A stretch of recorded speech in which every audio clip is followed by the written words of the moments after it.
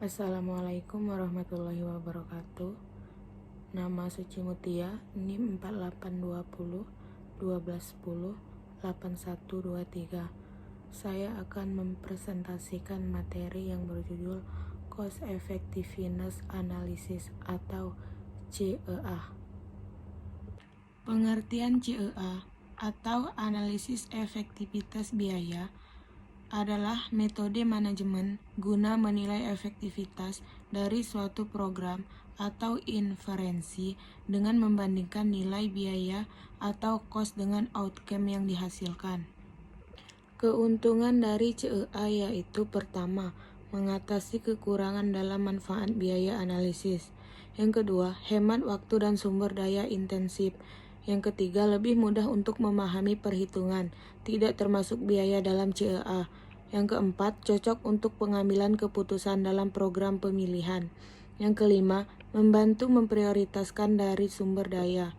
Sedangkan kerugian CEA yaitu yang pertama, alternatif tidak dapat dibandingkan dengan tepat.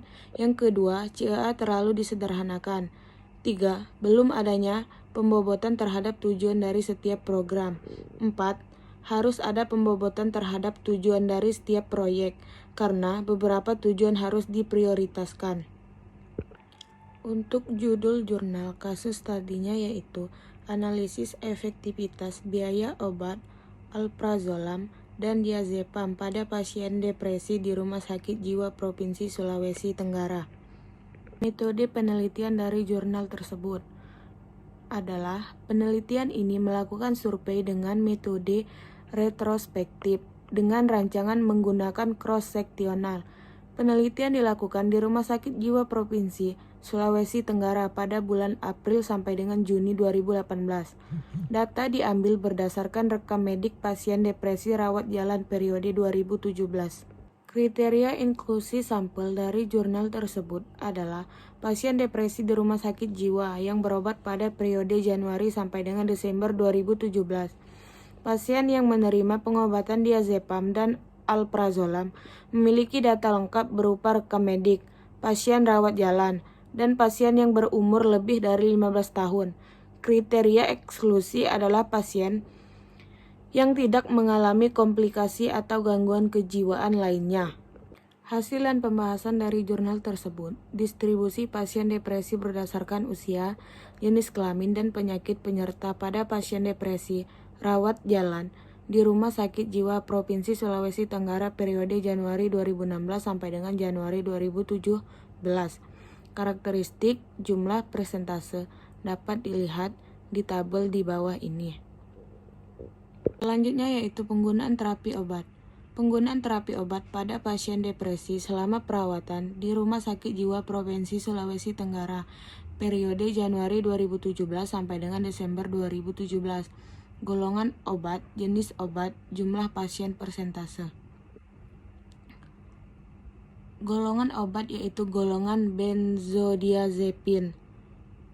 Jenis obat alprazolam 1 mg, jumlah pasien 20, persentase 57,14%.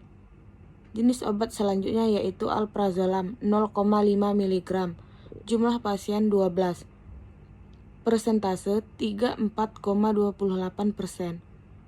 Jenis obat selanjutnya yaitu diazepam 5 mg, jumlah pasien 2, persentase 5,71%. Jenis obat selanjutnya yaitu diazepam 2 mg, jumlah pasien 1, persentase 2,85%. Selanjutnya yaitu rekapitulasi biaya medik. Rekapitulasi biaya medik langsung selama perawatan di Rumah Sakit Jiwa Provinsi Sulawesi Tenggara periode Januari 2017 sampai dengan Desember 2017 dapat dilihat pada tabel di bawah ini. Yang terakhir yaitu perhitungan efektivitas biaya berdasarkan ASER dan ISER.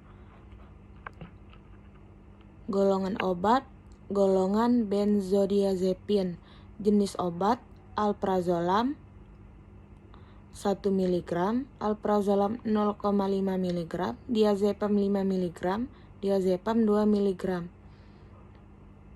biaya administrasi, harga obat lain, dan total biaya keseluruhan dapat dilihat pada tabel berikut. Kesimpulan dari jurnal tersebut yaitu penggunaan obat alprazolam dan diazepam pada pasien depresi di Rumah Sakit Jiwa Provinsi Sulawesi Tenggara periode Januari 2017 sampai dengan Desember 2017 adalah alprazolam 1 mg. Terapi depresi yang paling cost efektif berdasarkan nilai ASER adalah alprazolam 1 mg sebesar 16.392. Berdasarkan nilai ISER, kedua pengobatan bernilai negatif baik alprazolam 0,5 mg dan alprazolam 1 mg, yang artinya kedua terapi kombinasi tersebut sama-sama efektif untuk digunakan sebagai terapi pasien depresi. Mungkin sekian presentasi dari saya, lebih dan kurang saya mohon maaf. Kepada Allah saya mohon ampun. Saya akhiri. Wassalamualaikum warahmatullahi wabarakatuh.